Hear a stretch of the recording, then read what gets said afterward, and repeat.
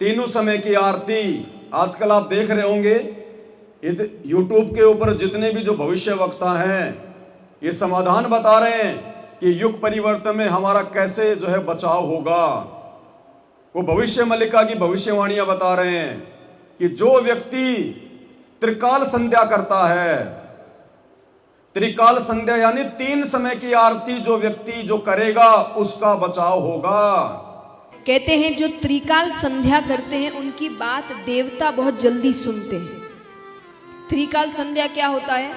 दिन में 3 बार पूजा एक समय पर, यानी दिन माने ऐसा नहीं कि पूरा दिन ही या पूरा शाम, या एक समय और फिर उसी समय पर आपको रोज पूजा करनी है। तो सुबह, शाम और रात्रि में, इसको कहते हैं त्रिकाल संध्या। आपको भविष्य मालिका के अनुसार हिमालयन बेल्ट में 16.5 मैग्नीट्यूड का भूकंप आएगा, जिसमें एक ही दिन में कई 100 करोड़ लोग मारे जाएंगे। 7 दिन का अंधकार होगा, जानवर घुस जाएंगे घरों में। लेकिन इससे हमको क्या? इसका असल उद्देश्य था भक्तों को भय से मुक्त कराना। ये कोई नहीं बता रहा है, ये केवल एक जन बता रहे हैं, पंडित काशीनाथ मिश्र। यूट्यूब में आप सर्च कीजिए पंडित काशीनाथ मिश्र कल्कि अवतार। वो उड़ीसा से हैं और पिछले 15 से 20 सालों से मालिका का प्रचार कर रहे हैं। केवल एकमात्र वही व्यक्ति अभी तक मुझे मिले हैं जो इसका उपाय बता रहे हैं। उपाय क्या है? पहला माधव नाम जप, दूसरा श्रीमद् भागवत महापुराण और तीसरा जो ब्रह्मास्त्र है वो है त्रिसंध्या। ये आपको पंडित काशीनाथ मिश्र जी के यूट्यूब चैनल में मिल जाएगा। केवल यही उपाय है इस खंड प्रलय से बचने और प्रभु कल्कि सानिध्य पाने का।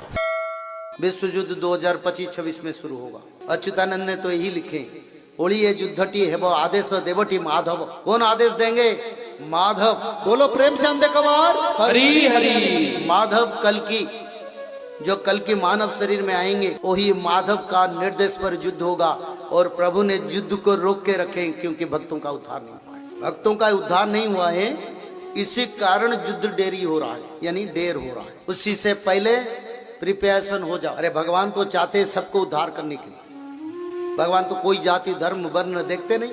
अच्युतानंद ने तो लिखे हैं कहीं भक्त के ऊपर गोली चलाएंगे तो भक्त बच जाएगा। तो भक्त को त्रिकाल संध्या करना जरूरी है ताकि वो बचेगा, नहीं तो नहीं बचेगा। अब भाई और बहनों, ये जो त्रिकाल संध्या है ये पूरी सृष्टि में, समस्त ब्रह्मांडों में केवल संत रामपाल जी के भक्तों के पास है। बाकी ये त्रिकाल संध्या किसी के पास नहीं है। किसी को नहीं पता कि ये त्रिकाल संध्या क्या है, जिसका वेदों में स्पष्ट रूप से जिक्र है कि जब वो संत आएगा, वो तत्वदर्शी संत जो होगा, जो वो धीरण नाम संत होगा, वो अपने भक्तों को 3 समय की आरती देगा। लेकिन वो 3 समय की आरती क्या है, क्या उसमें वाणियां हैं, क्या उसमें चौपाइयां हैं, ये इस सृष्टि में संत रामपाल जी के अलावा किसी को नहीं पता। और हम संत रामपाल जी के भगत, इस पूर्ण परमात्मा के भगत, ये त्रिकाल संध्या वर्षों से करते आ रहे हैं, वर्षों से करते आ रहे हैं। तो बाढ़ भी बाका नहीं होगा जो अपने गुरु को भगवान मानकर और पूर्णतया मर्यादा में रहकर। ऐसा नहीं है कि तुम्हें अपने गुरु जी के आड़ में किसी ने भी आदेश दे दिए कि बीजेपी को वोट डालना है, गुरु जी का आदेश आ गया, कांग्रेस को वोट डालना है, गुरु जी का आदेश आ गया, आनंदपाल सिंह की सीबीआई जांच करवानी है, चलो उसकी रैली में, जाट आरक्षण में चलो, गुरुजी का आदेश आ गया, अरे गुरुजी का आदेश आ गया, रक्तदान करो, देह दान करो, अरे आश्रम बना दो, गुरुजी का आदेश आ गया है, अरे धनाना में बैडमिंटन का स्टेडियम बना दो, गुरुजी का आदेश आ गया, अरे चलो उन आश्रमों में पाठ करवाएंगे, ज्योति करवाएंगे। उनकी कोई टट्टू रक्षा नहीं होगी, बेमौत मरेंगे, अकाल मौत मरेंगे। संत रामपाल जी के खुद के 90% भगत जो उन आश्रमों में अपने गुरुदेव के ना रहते सहते, गुरु भगवान बैठे जेल में, आश्रमों में कौन बैठा है? काल, सारे उल्टे कर्म करवा रहा है, सबकी मर्यादा तोड़वा रखी है। अकाल मौत आज भी मर रहे हैं, आगे भी मरोगे, परमात्मा नहीं बचाएगा, ये उसका विधान है।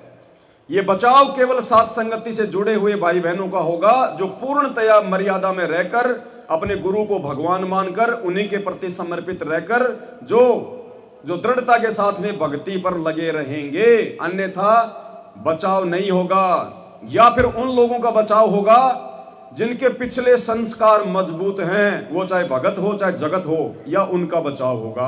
अन्यथा भाई सब जाएंगे।